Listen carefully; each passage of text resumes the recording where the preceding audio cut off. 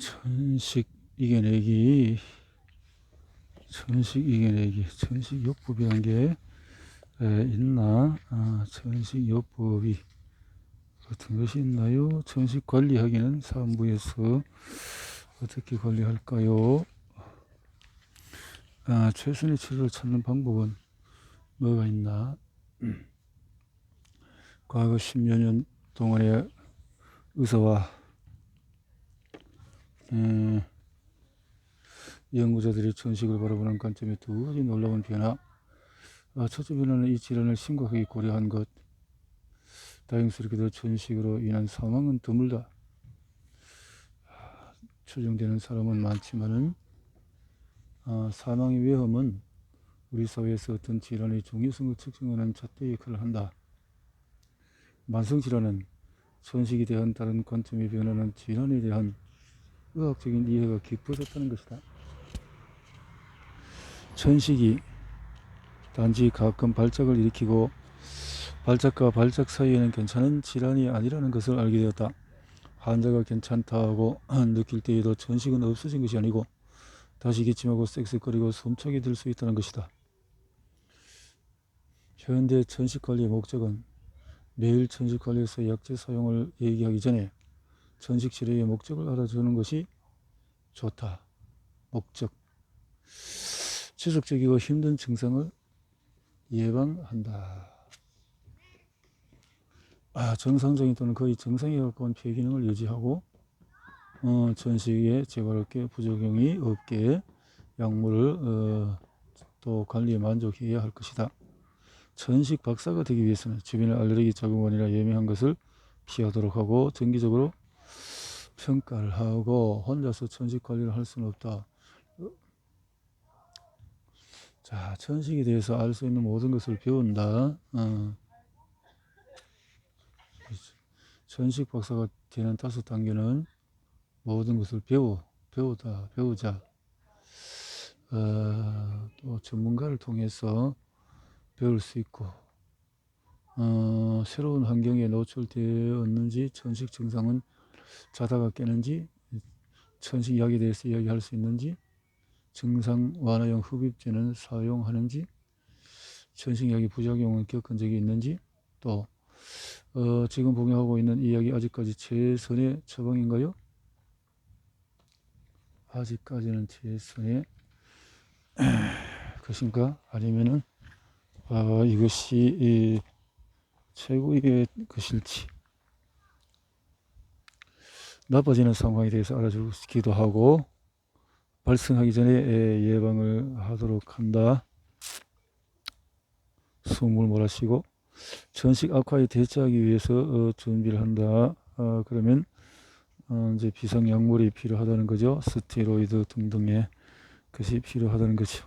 관리하기 위해서 경증 지속성 천식이라 일반적으로 일부 환자들은 경한 천식 증상을 가지지만 이런 증상이 자주 나타난다.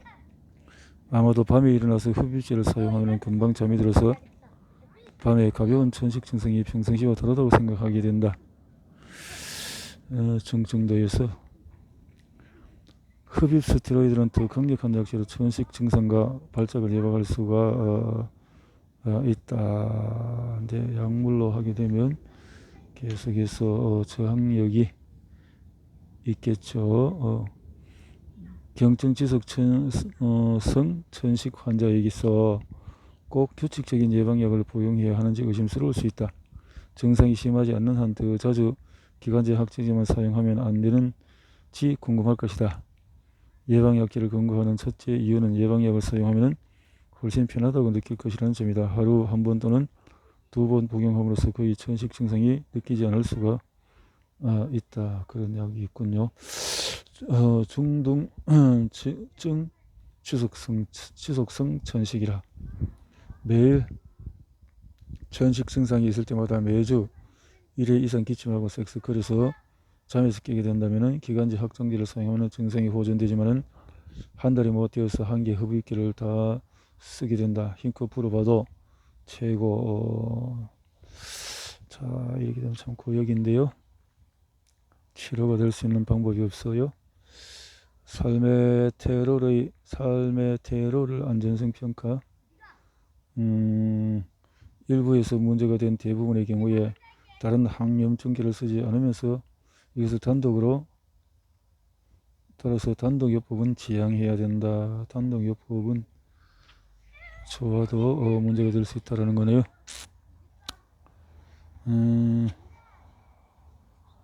중증 지속성 서천식은 약물에 대한 내용들이니까요. 다 약물에 대한 것들은 병원에 다니면 의사와 상의를 해서 하는 방법이니까 그 뒤에 책을 볼 필요는 없을 듯도 한데요. 천식의 여러가지 측면은 11장 운동유발성 기관지 수축이라. 천식 때문에 운동을 못해서는 안된다. 천식을 잘 조절하면서 당연한 거죠. 운동을 해서 면역을 올릴 수 있는 방법이 아니라면은 그것은 삼가해야 될 것이라 생각이 되고, 야간 천식은 이런 천식들이 일어나고 성대 경련이 있고, 아스피린 과민성 작용에 대해서 우리가 아는 것은 아스피린과 소염제에 대한 특이한 과민 반응의 시작에 대해서는 아는 바가 없다고.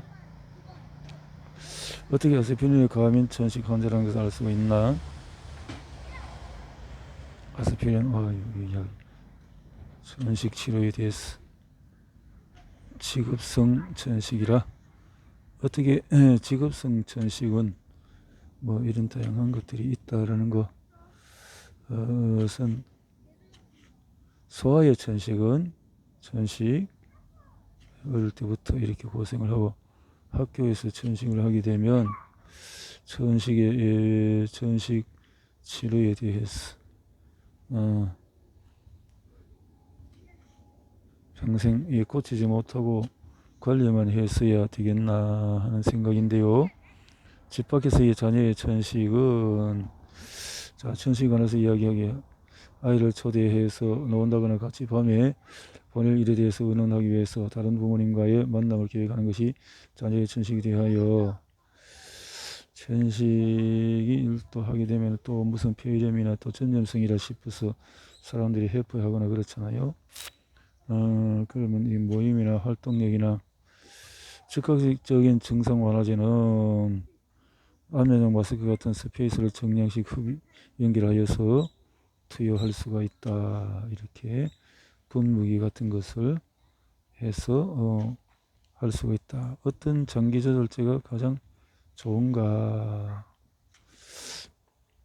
스테로이드 계통으로 어떻든 완화할 수 있는 쪽으로의 내용으로 쭉 되어 있는 글을 보게 되어지는군요.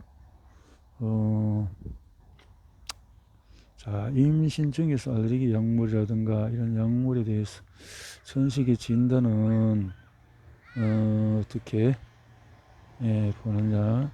노인에게서 천명음을 일으키는 또 다른 원인들은 뭐 있을까? 노인에게서 천식과 감별, 훈련성 신부전, 심장이 안 좋을 때, 그렇지, 심장이 안 나오면은 나이가 든 사람에게서 젊은 사람보다 심장 종양이 더 많기 때문에 그 훈련성 숨이 차는 그런 것들이 천식을 악화할 수 있는 또 약물이 또 있을 수가 있고, 노인들에게서 천식약의 신체의 다른 부위에 대한 작용은 불안정 협심증이 있거나, 그래 협심증 부정맥으로 심박 동수가 매우 빠를 경우에는 아주 소량의 흡입기관지 확장제도 민감하게 반응할 수 있다. 흡입제와 관절염은 어떨까요?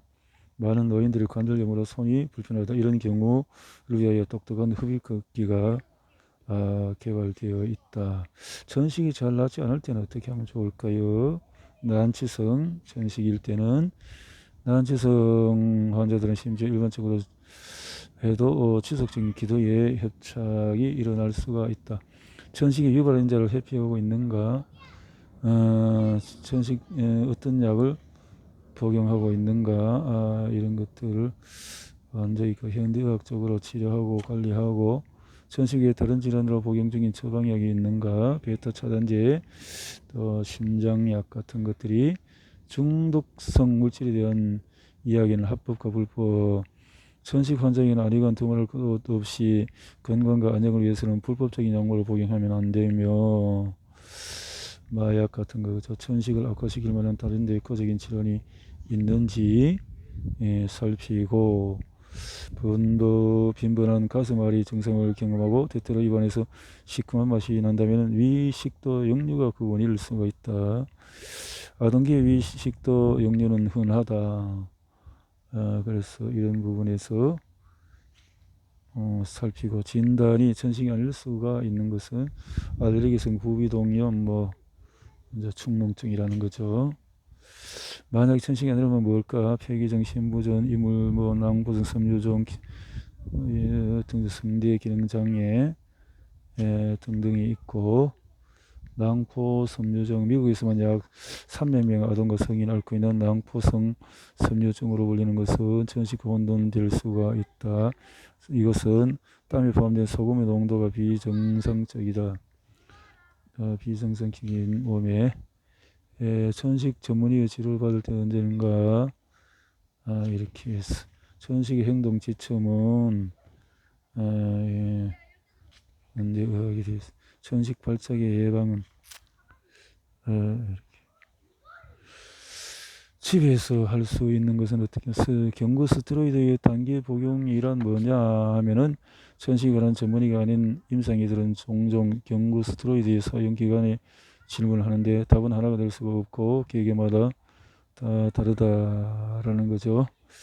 천식 행동의 개발에서 참 복잡하게 천식 발작 이후의 추적 관찰 치료, 결국은 이게 평생을 가는 병이다 생각하고 관리하고 흡입기하고 이런 것을 가지고 해야 할 것이다라는 것으로 돼 있네요. 이렇게 해서 천식의 행동 지침에 대해서 내용이 책이다라고 보면 되겠네.